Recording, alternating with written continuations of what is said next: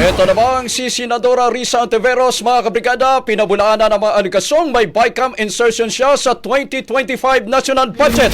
Mula sa Senado, Brigada Ann Cortez, ibrigada mo! Brigada Live Report. Ibinasura ni Senate Deputy Majority Leader Risa Hontiveros ang alegasyon laban sa kanya na meron naman siyang BICAM insertion sa nakaraang 2025 national budget. Maaalala sa isang show binanggit ng dalawang mamamahayag na meron naman ng mahigit 3 billion pesos na insertion o amendments ang senadora habang 750 million pesos naman ang budget insertion nito sa flood control.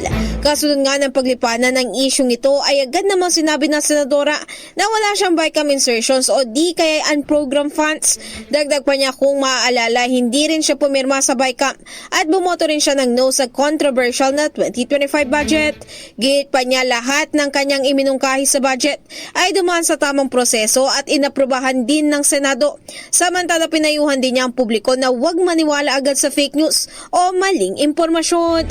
In the heart of changing lives, ako si Brigada Ann Cortez ng 105.1 Brigada News FM Manila, The Music News Authority. Ang bahaging ito ay hatid sa atin ng Yummyvit ES2 Oral Drops. Simulang tuparin ang pangarap ng iyong anak. And stunting now,